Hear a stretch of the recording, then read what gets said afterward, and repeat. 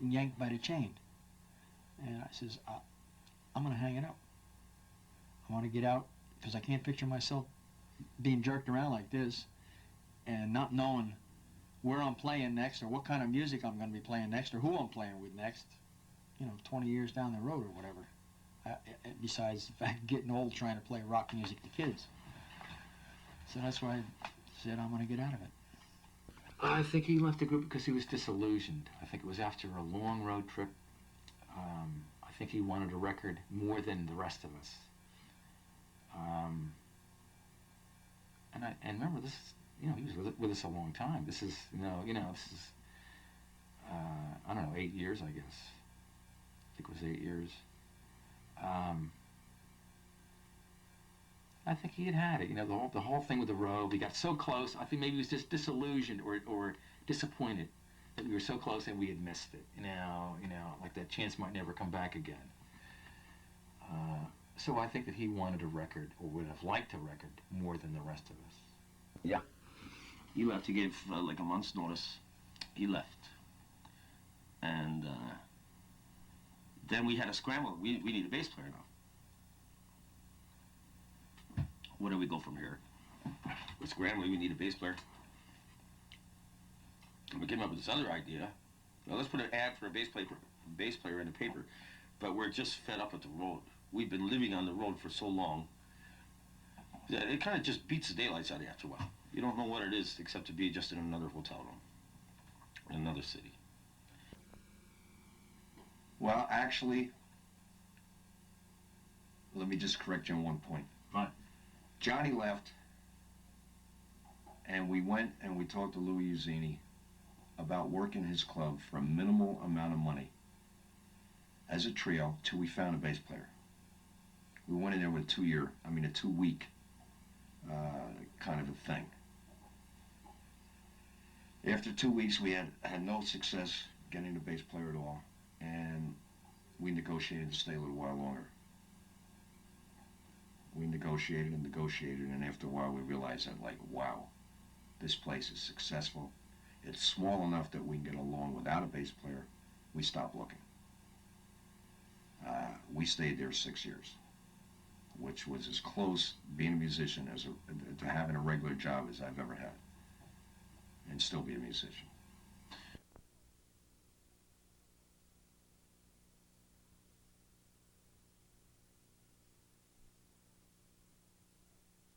About this time, were you reestablishing yourself with your religious roots? I don't know. This is not like what I went through religious-wise is not like anything that I went through really at all, ever. I was never really religious. I had a guy, a friend of mine came in. He was a born-again Christian. And he came into the club, and at the Hilltop. And he came in, and he would talk to me about the Bible, things. And I didn't want to hear about it. At the same time, we were playing there and all that. He encouraged me to go to Jesus 78, which was at the Meadowlands. It's a big, gathering of Christians. Didn't want to go at all. But I went because he encouraged me, and everything. And it was there that I got very curious because I saw like 40,000 people, believers. And I felt deep down that there's something there. Tim just, I think, had the whole thing up to here, and he got heavily involved in the born-again Christian thing. This is where Tim does turnaround in direction. Yeah, that was probably one of the most painful experiences of my career. Losing Tim, for me, was every bit as painful, if not more, than my divorces. That was, I cannot describe to you how painful that was. Because he was that right arm. He was what Buck Owens said he was. And I was, there was a friendship there that was incredible. Through all the years, the band had a kinship. Johnny leaving was tough. Timmy leaving was crushing. I mean, Timmy's just super special person, you know, and for him to leave, I got very close to just saying, you know, the hell with it.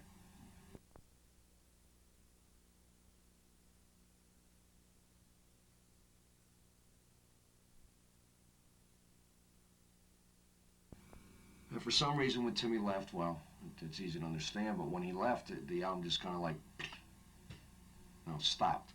Nothing happened with it. We didn't push it, we didn't have the money, whatever. It just laid.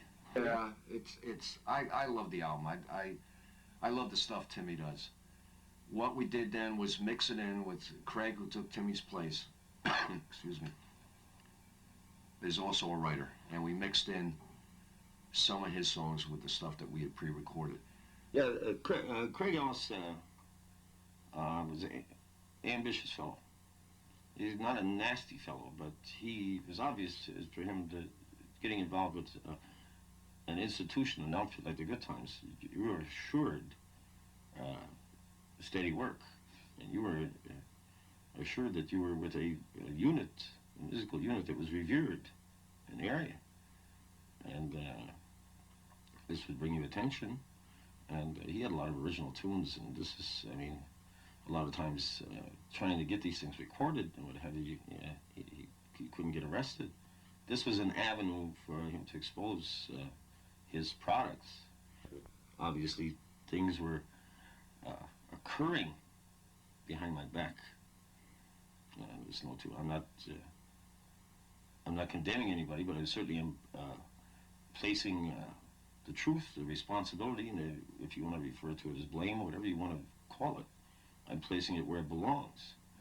And Bob and Craig had something instituted behind it, because the night Craig told me he was leaving, all of a sudden, I mean, I went to Bob and I said, "This is insanity. I mean, he's leaving." And he turned to me and said, "I'm going too." That certainly did ring my bells. To this day, Dave blames Craig for stealing me away and both of us leaving. I left because I was totally bored. I was tired of playing with the trio type concept. Craig and I talked for many months about doing something a little bit stronger, putting a bit of a showier type group together.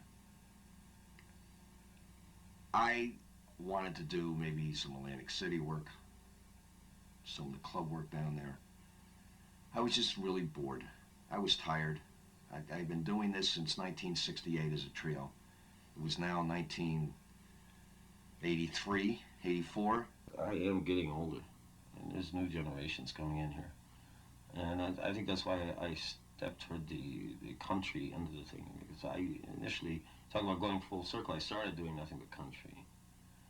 And now it seems like that's where the old rockers seem to be walking to. I don't have the dreams anymore that we had 25 years ago of being a star or living the high life or being recognized for your music. You know, that was great. I loved it. I wouldn't give those 23, 24 years up for $1 million. I really wouldn't. But as you get older, your whole outlook changes. And I don't want to do that anymore. I would like to play, but really be able to call my own shots. Good night, sweetheart, where they shine.